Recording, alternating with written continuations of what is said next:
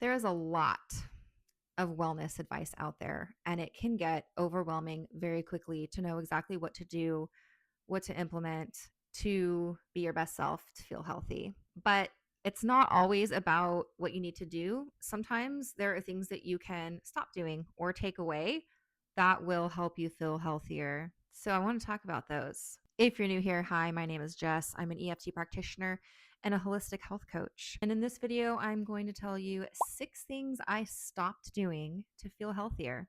Okay, it is my first time using one of these things, and I think I was too close to the mic, so I'm hoping this sounds a little bit better.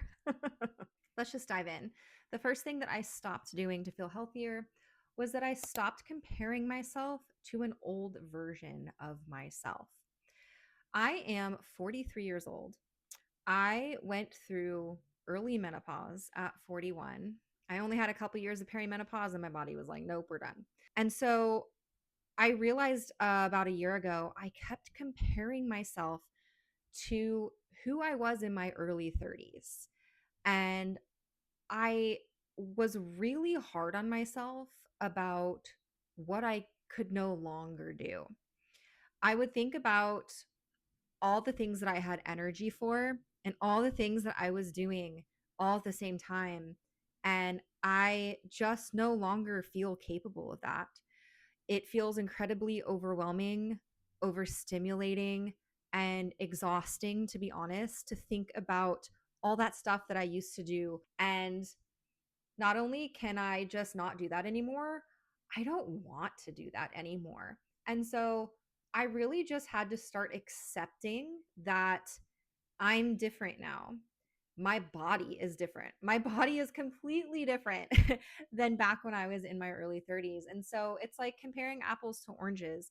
There is no point for me to try and force myself to be who I used to be. And like, I don't even want to be her anymore. So, first step for feeling healthier was just to let go of comparing myself and trying to be that old version of myself and accepting where I'm at now, accepting this new chapter of life that I'm in and realizing all the amazing things about it and tending to my current needs, tending to where my nervous system is at right now, tending to where my energy levels are at, to my nutrition needs, to my needs with working out. Like all of that has changed, and that's okay. The second thing that I stopped doing to feel healthier was I stopped trying to be perfect.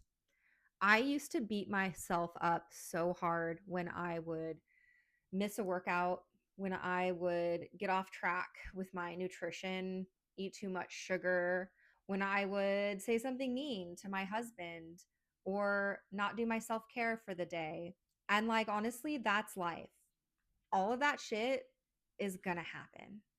Perfection does not exist.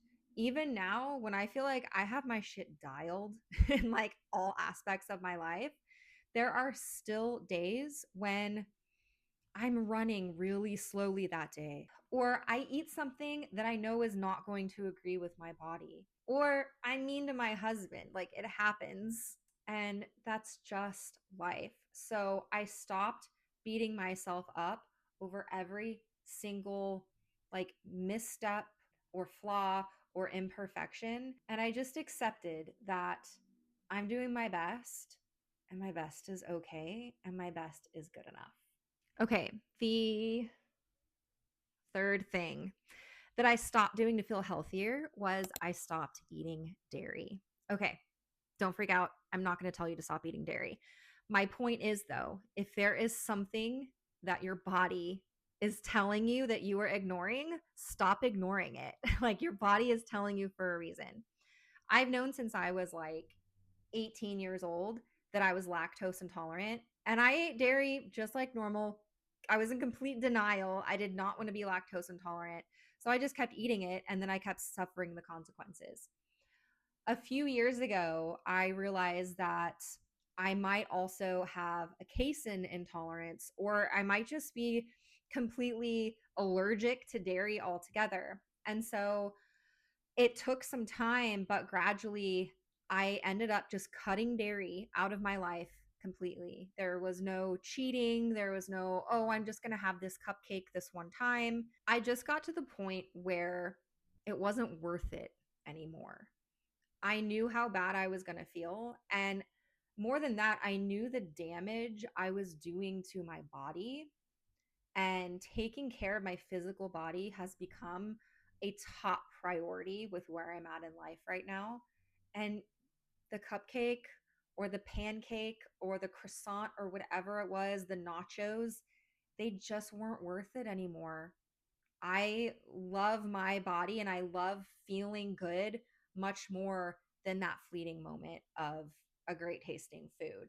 And the better I felt, the better I wanted to feel. So if there's something that you feel like your body's been telling you, I highly encourage you to listen to that intuitive nudge. The fourth thing that I stopped doing to feel healthier was I stopped following strict routines. And holy shit, I was on a morning routine kick for years. I thought that that was going to be the thing that fixed my life, was having some sort of solid morning routine. And dude, I tried morning routines that lasted 2 to 3 hours long, and it just was not realistic. And I was doing things that I saw other people doing, and I was like, "Oh, if they're preaching this and it works so well for them, it's going to be great for me. They're telling me it's going to be awesome for me. So why shouldn't I do it?" And then I would beat myself up when I didn't enjoy it or I would fall off the wagon. I don't like journaling. I don't like meditating for more than 15 minutes at a time. And I am certainly not going to have a 2 to 3 hour, 15-step morning routine because it's not realistic. It's just not. So when you do that, you are setting yourself up for failure. At least I was setting myself up for failure. So, what I did instead is I listened to myself and I asked myself what would feel nourishing, what I actually wanted to be doing in the mornings. And it became very, very simple. And so, if you have a really simple morning routine, maybe it only lasts 10 minutes. That's good enough. That's great. If that fuels you, then it's perfect. Everyone is different. And also, if you have a 3 hour morning routine that works for you, amazing. I love that for you. It just doesn't work for me. So, point being, pick things that are going to be realistic for you to keep doing consistently every single day. So, like when I get up in the morning, and again, this is maybe 6 days a week. Sometimes I mess up. Sometimes I'll skip things, and that's okay. I just get right back on the horse next time. That's such a weird saying. Okay.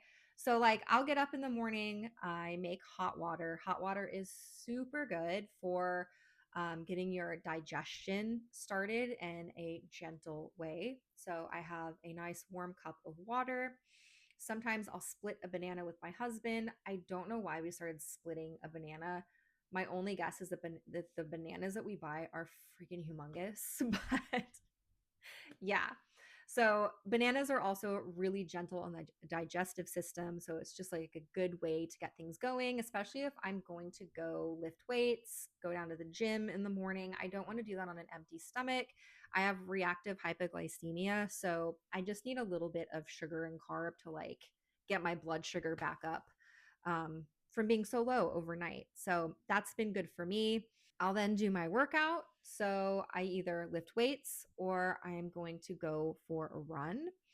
I then feed the dog and take the dog for a walk, take a shower, and then sit down at my desk here and start working for the day. It is so many less steps than I thought I had to have.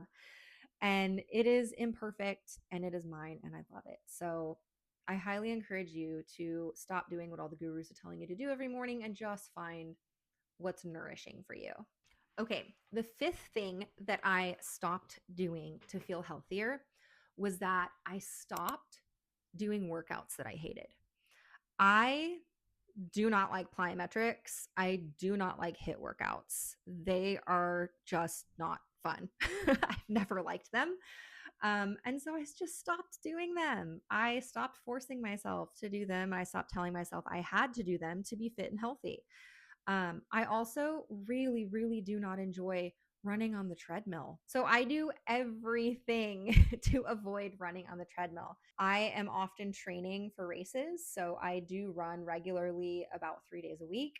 I live in the Pacific Northwest. So it is often cold and raining, and I would much rather run outside in the cold rain than on a treadmill. So I stopped forcing myself to do that. I also allowed what I felt was physically nourishing for me to change because, like I mentioned earlier, I'm in a new stage of life now. And even if you're not my age, maybe you are, coming into your 30s, maybe you're coming into your 20s. You're not who you used to be. And the things that feel good for you now may be different, and that's okay. So when I was in my 20s, I hated running. And even throughout my 30s, I was like a runner, but I didn't enjoy it. And it wasn't until recently that something that just shifted in me. And now running is my happy place. And I want to run even more than I do now, but like I have to balance that strength training. So I'm not running every day. But yeah, it's kind of wild how something that I really used to not like is one of my favorite things to do now. So not forcing myself to do something that I don't like, that doesn't work with my body, and also allowing that to shift. And the last thing, the sixth thing that I did to feel healthier was, and this is kind of a mental thing, I stopped putting limits on myself.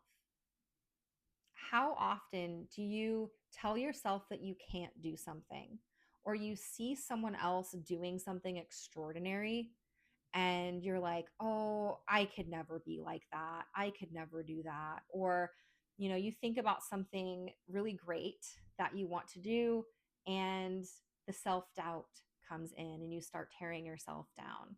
Well, I stopped doing that shit. And that's one of the reasons I like distance running and I like doing all the races that I do. Not that I'm actually racing, but just participating. I have all my participation medals on the wall here.